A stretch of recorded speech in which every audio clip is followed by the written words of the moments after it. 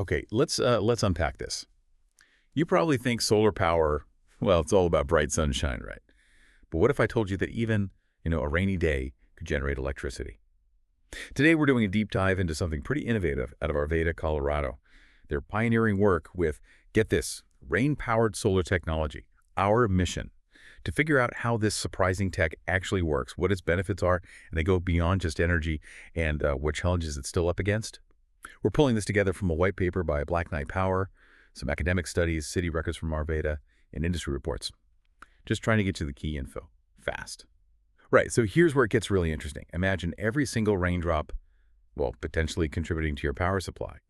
This is happening through something called Triboelectric nanogenerators, CASE systems. Yeah. Think of it like a special kind of membrane, 2 layers, polymers.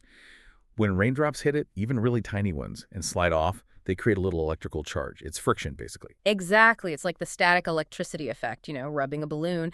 But here it's liquid-solid contact electrification. We're talking maybe zero point 0.7 to 2.6 volts per drop. Per drop. That's significant. It is. And what's fascinating here is how they've managed to tap into this, well, previously totally untapped energy source during rain.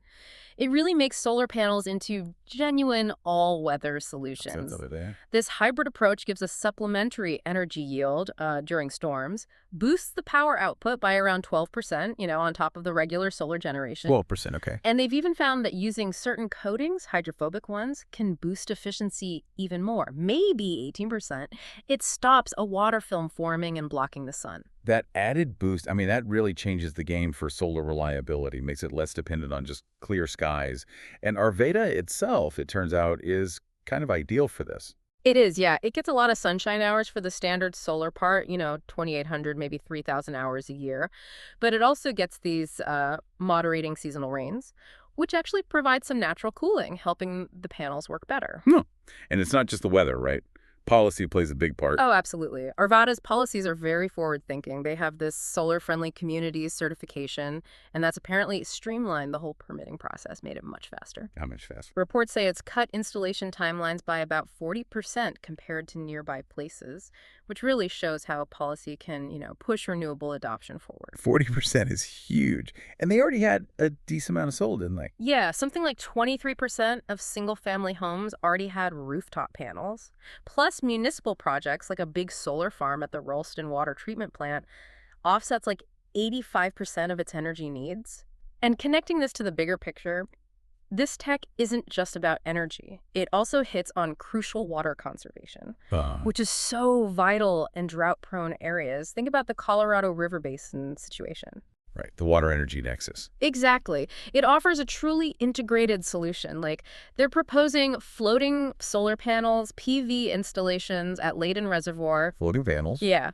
They could generate a lot of power, maybe 48 gigawatt hours a year, while also cutting down water evaporation from the reservoir by thousands of acre-feet, potentially. Yeah. Wow. So dual benefit right there. And get this, these floating dual-use systems, they're actually cheaper to install per watt than traditional ground-mounted ones, about $0.83 per watt versus maybe $1.42. Makes them even more attractive. So it saves water, and it's potentially cheaper. That's smart. And this tech is already blending into the city. It seems so. These hybrid systems are apparently powering something like 92% of Arvada's LED streetlights. 92%, okay. And their EV charging stations, they're using these specially shaped convex panels. The shape helps direct rainwater into storage tanks. To use for what? For washing the panels themselves. Keeps them clean, maintains high sunlight capture. Very clever loop. Okay, but it can't all be perfect. What are the downsides, the challenges? Well, like any new tech, there are trade-offs. During storms, the solar output does drop significantly, maybe to 10–25% of peak. So you really need battery storage to buffer that. Around 4.8 kilowatt hours of battery per kilowatt installed is recommended. Right, batteries add cost. They do. And the hybrid systems themselves, the rain power ones, currently have a higher initial cost, maybe $3.72 per watt versus $2.98 for standard solar. Which means a longer payback time. A bit longer, yeah. About 10.1 years compared to maybe 8.2 years for standard. Okay, those are real hurdles, but what are they doing to address them? Are there solutions? There are advancements happening. For instance, using graphene in the panels makes them much more resistant to hail damage. That significantly cuts down the annual efficiency loss. We're talking 0.07% loss versus maybe 0.2% in standard panels after hail impacts. Graphene, interesting. What about the cost side? Policy help. Yeah, on the policy front, you've got things like Xcel Energy's Solar Rewards program. It offers a premium payment, like 5 cents per kilowatt hour, specifically for these hybrid systems.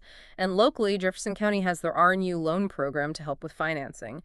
Plus, public support seems pretty high. Around 68% favor municipal investment in this stuff. That momentum helps. So support is there, and looking ahead, what's next for this tech? Some really cool things on the horizon. Biomimetic designs inspired by nature. Like what? Like surfaces inspired by lotus leaves. Super hydrophobic, could cut down cleaning needs by like 60%. Wow, less cleaning. And AI is coming into play too, developing systems to better predict how much power you'll get from rain events. High accuracy predictions. And the big one, cost parity with conventional solar. It's projected maybe by around 2031. 2031, okay.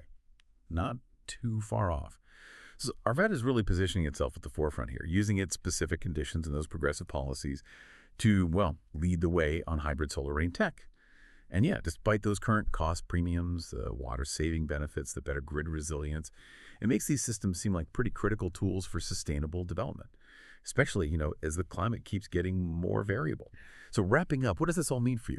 Could these integrated solutions, like what Arvada is doing, be a key part of unlocking sustainable energy and water security in your community? Really makes you think, doesn't it? Turning every single raindrop into, well, a valuable resource for the future.